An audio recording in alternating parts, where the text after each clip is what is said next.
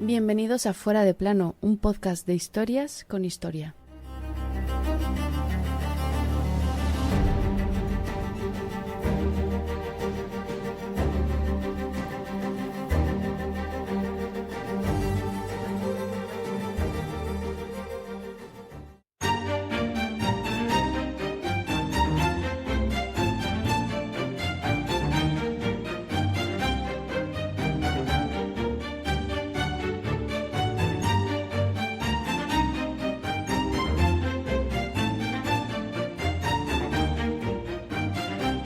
Sobre las 12 del mediodía de aquel 16 de octubre de 1793, subió al cadalso, pisó el pie del verdugo y le dijo: «Señor, le pido perdón, no lo hice a propósito».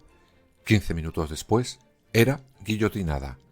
Aquel día perdía la cabeza una de las reinas más odiadas y denostadas de la historia, culpabilizada hasta de la propia Revolución Francesa. Hoy ponemos en el plano que la corresponde a María Antonieta.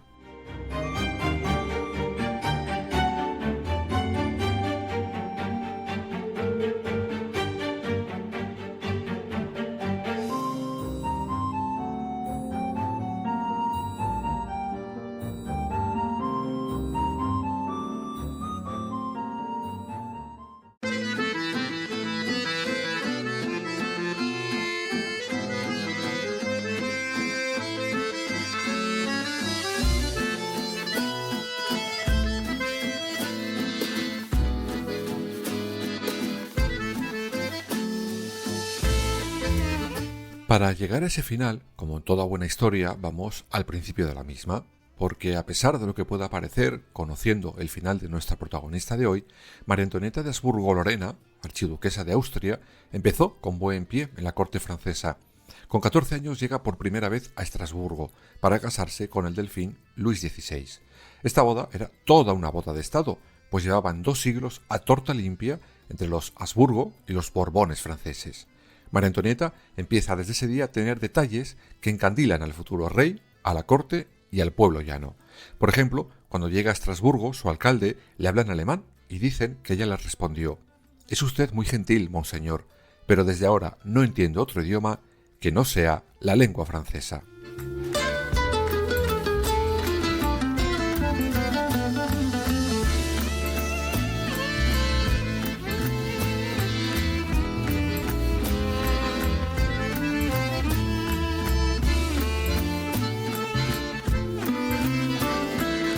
La verdad es que la boda de Luis XVI y María Antonieta debe tener su capítulo propio, pues fue todo un acontecimiento en Versalles.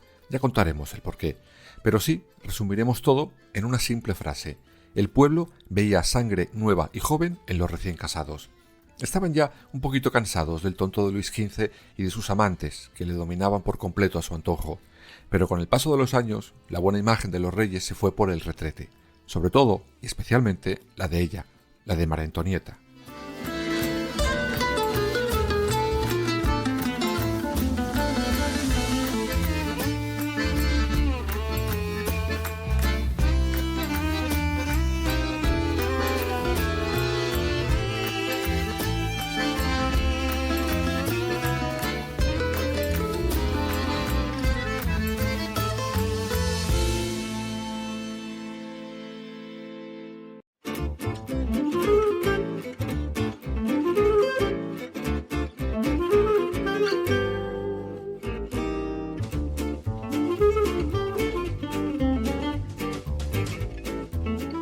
Por cierto, a modo de apunte, ya contaremos en su capítulo propio cómo fue posible que, según María Antonieta, Luis XVI fuera durante los primeros años de casados 2/3 de marido.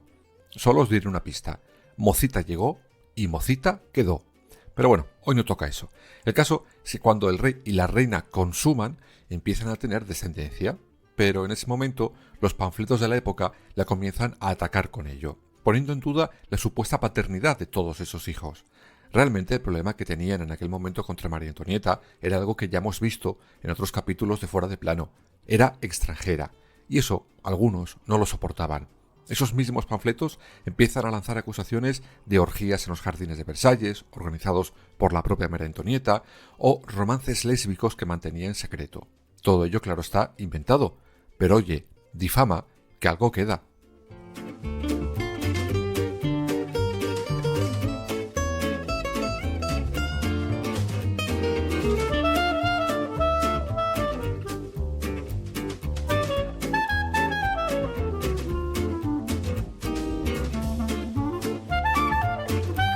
También empieza a decirse que la reina era una casi ludópata y derrochadora a manos llenas. Vestidos, zapatos, joyas, todo mientras el pueblo pasaba hambre. Luego veremos como una vez más, la fama no hace demasiada justicia a la realidad.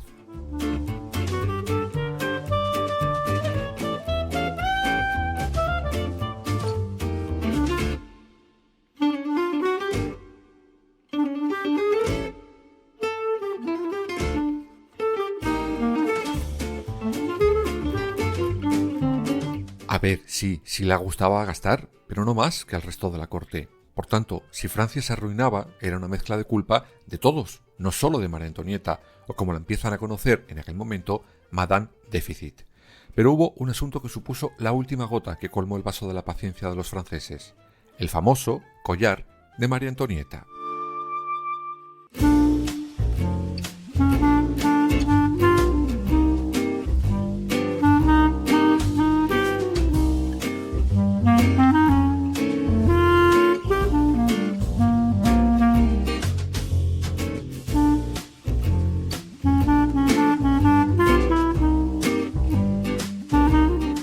Si recordáis esto, hace unos cuantos capítulos ya lo contamos realmente cómo fue.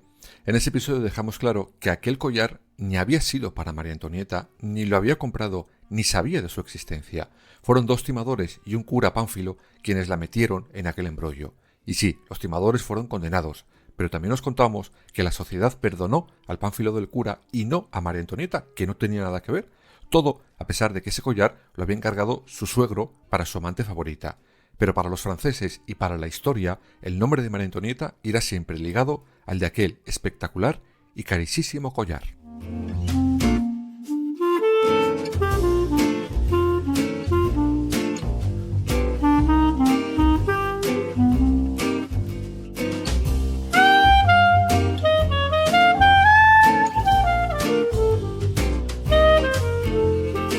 Ahora hacemos memoria también de otro capítulo de esta misma temporada, el del juramento del juego de la pelota.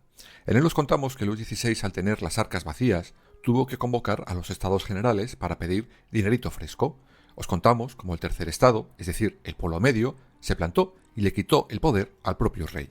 Y hubo un hecho que les hizo explotar y fue la destitución del ministro de Hacienda, Jacques Necker, quien era visto con buenos ojos por el tercer estado, pues estaba a favor de las reformas de impuestos que el país necesitaba. Es decir, quien más tiene, que más pague. Vaya qué locura, ¿no? Pues a algunos hoy les parece que sí.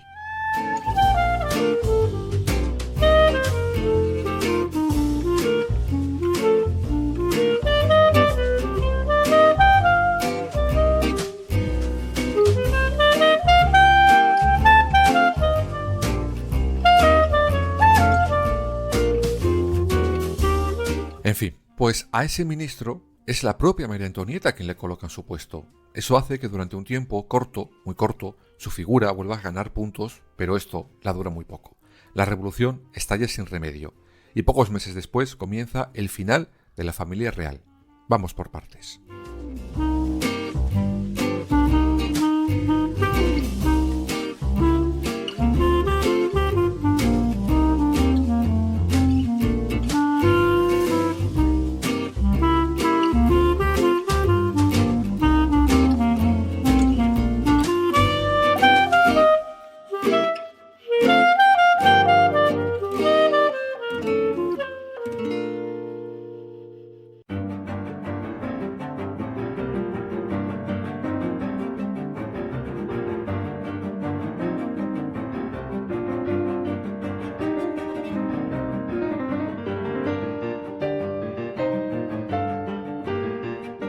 El 5 de octubre de 1789, la marcha de las mujeres sobre Versalles hace que la familia real sea trasladada por la fuerza al Palacio de las Tullerías en París. Allí se quedan mientras la Asamblea Nacional intenta definir la estructura del nuevo Estado. 2 años después, en junio de 1791, la familia real intenta huir de París, pero los revolucionarios les pillan. Es lo que se conoce como la huida a Varennes.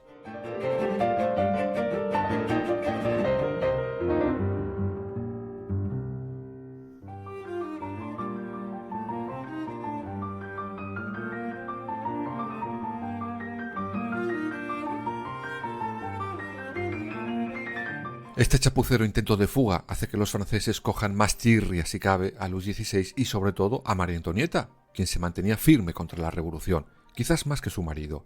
Pero un pequeño e importante detalle. Recordad que María Antonieta era de los Habsburgo, austríaca. ¿Qué hacía su familia mientras esto pasaba?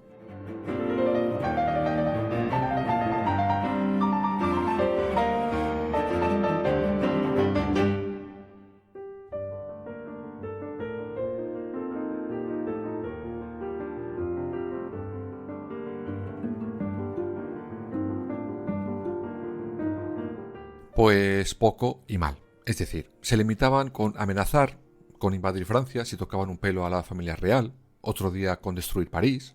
¿Y qué ocurrió? Pues que los franceses se cansaron y en abril de 1792 serán ellos quienes declaran la guerra a Austria. Mientras, en París, las cosas seguían calentitas.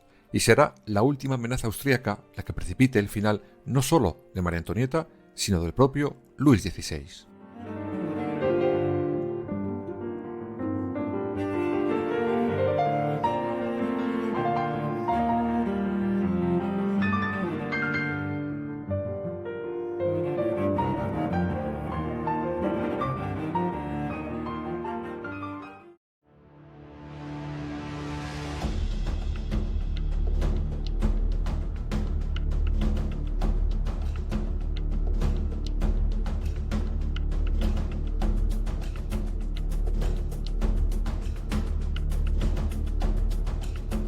El 10 de agosto de 1792, después de la última amenaza contra Francia por parte de Austria, una multitud de parisinos toman el Palacio de las Tullerías, matan a los guardias que vigilan y protegen a la familia real y 3 días después todos son encerrados en la Torre del Temple.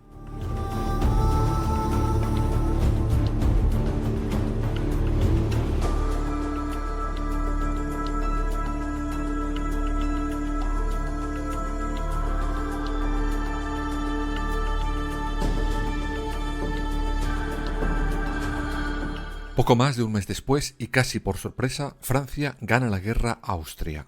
Esto era lo que le faltaba a María Antonieta.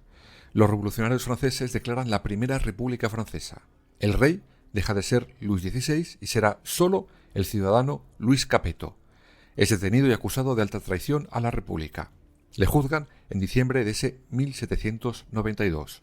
El 21 de enero del año siguiente, Luis XVI, o el ciudadano Luis Capetto, es guillotinado.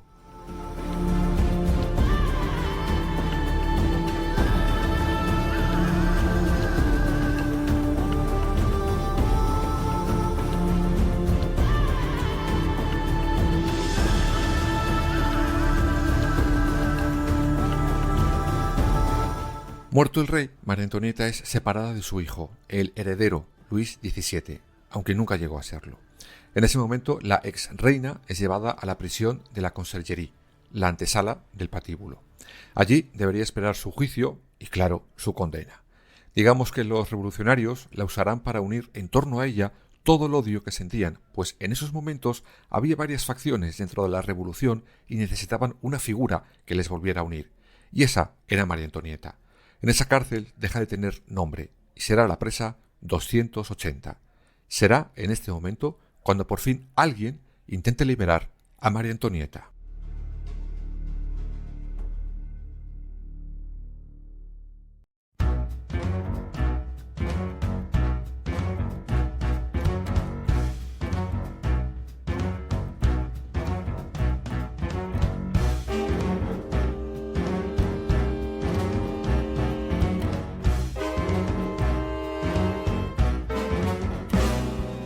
El 28 de agosto de 1793, Jean-Baptiste Michony entra en la celda del prisionero 280.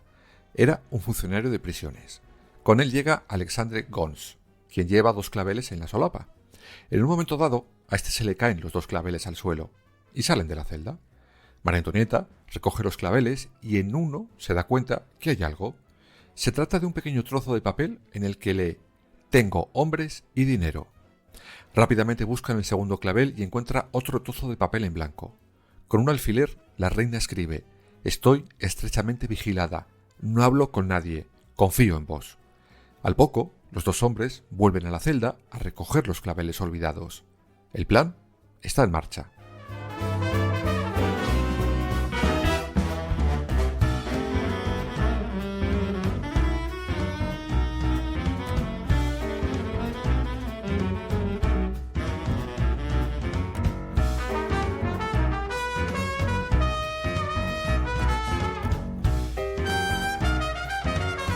Ambos sobornarán a Jean Gilbert, uno de los gendarmes que la custodian.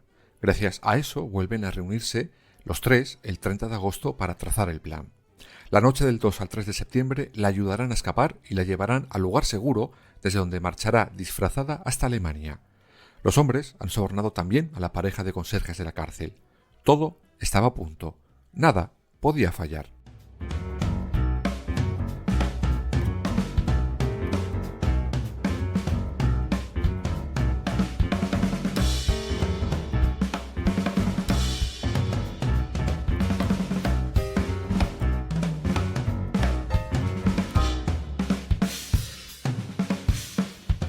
Esa noche, María Antonieta sale de su celda. Nadie la obstaculiza el paso. Todo el mundo estaba sobornado. Atraviesa la conserjería y nada, todo en orden.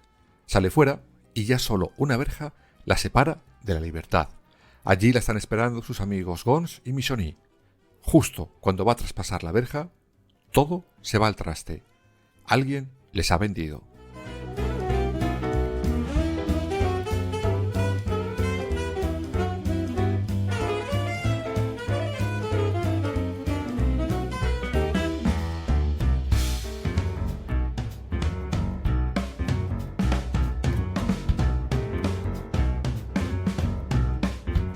Ese alguien era el propio Jean Gilbert, el gendarme, quien a pesar de haber cobrado su soborno, da el alto en ese momento a María Antonieta y la devuelve a su celda. Así finaliza el complot del clavel.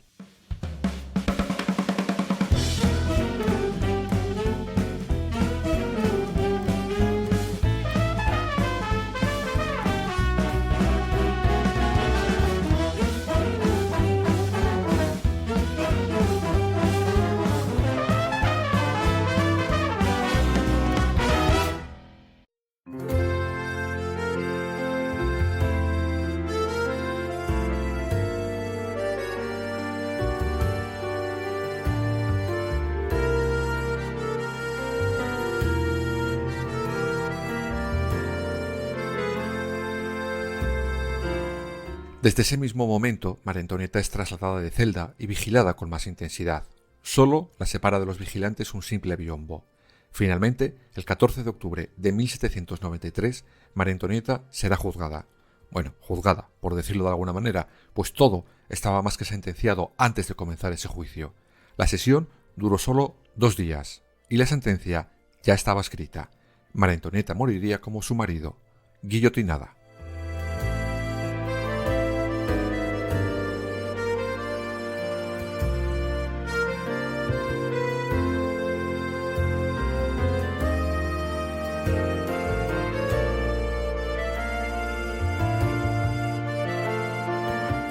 La mañana de ese 16 de octubre de 1793, París, todo París, estaba en la calle. El espectáculo prometía. La derrochona de María Antonieta iba a pasar por la guillotina. María Antonieta llega al patíbulo entre abucheos e insultos. Lleva las manos atadas a la espalda. Cuando sube es cuando, como os decía al principio del capítulo, pisa sin querer queriendo al verdugo.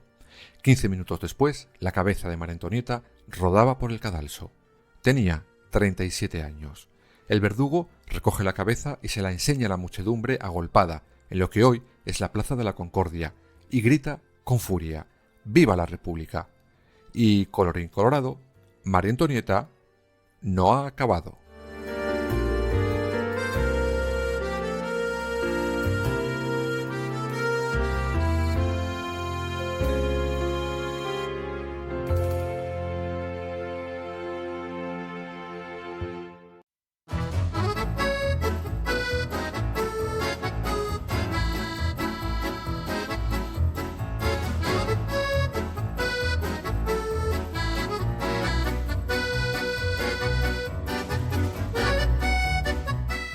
Este, sí, fue su final, pero llega el momento de poner su figura en el plano que le corresponde. Porque, como hemos dicho antes, no fue una santa. Y sí, le gustaba derrochar, pero ha cargado con cosas que no le corresponden. Para empezar, el famoso collar. Pero es que hay más cosas. Si buscáis a María Antonieta, una de las primeras cosas que os saldrán en San Google, seguro que es la frase de «pues que coman pasteles». Se supone que esa frase la dijo cuando la dicen que el pueblo no tenía pan para comer. Pero no, nunca pronunció tal cosa. De hecho, según muchos historiadores, esa frase en aquellos años se la iban atribuyendo a todas las reinas francesas casadas con reyes franceses, pero que, casualmente, ninguna de ellas era de allí. Todas eran extranjeras. Pero tranquilos, que hay más.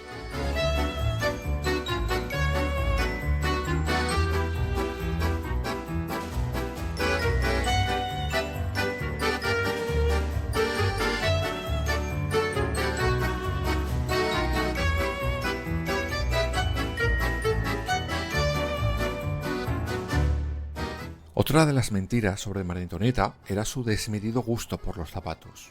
Pues bien, una vez más, ni era para tanto, ni fue la que más tuvo de esa corte. Antes de nada, explicar que Versalles no es como lo podemos ver hoy en día si vamos a visitarlo. No, era un lugar sucio, con animales, lleno de excrementos. Y la costumbre de la aristocracia era tirar los zapatos que se ensuciaban en vez de limpiarlos. Costumbre que era anterior a María Antonieta. Ella solo la sigue, pero no la instaura. Ni siquiera era la que más tenía. A ver, sí, tenía más que el francés del pueblo llano, pero por ejemplo, su cuñado mandaba fabricar cada año 365 pares de zapatos. Os salen las cuentas, ¿no?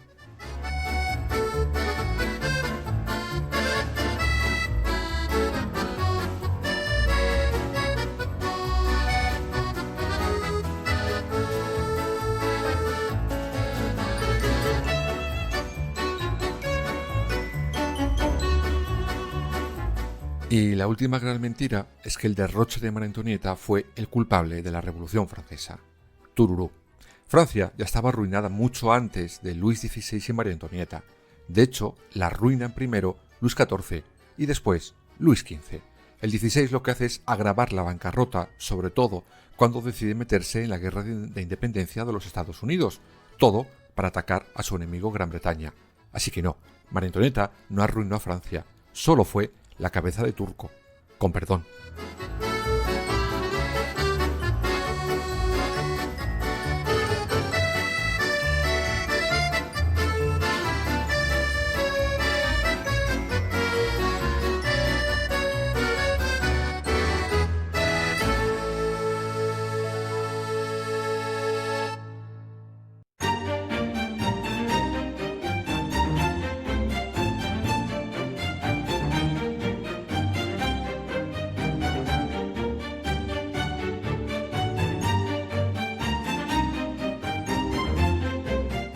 Como acabamos de ver, María Antonieta, que insistimos, no fue una santa, más bien una pánfila, fue víctima de lo que hoy conocemos como fake news. Si a eso le sumamos unos revolucionarios con dotes de difusión y un pueblo que se tragaba todo lo que le contaban porque no tenían nada que comer, el resultado no podía ser otro que el que fue. Pero es curioso que hoy en día el estilo de lujo que se le atribuyó a María Antonieta es admirado y copiado en el mundo entero. A ella la costó la cabeza.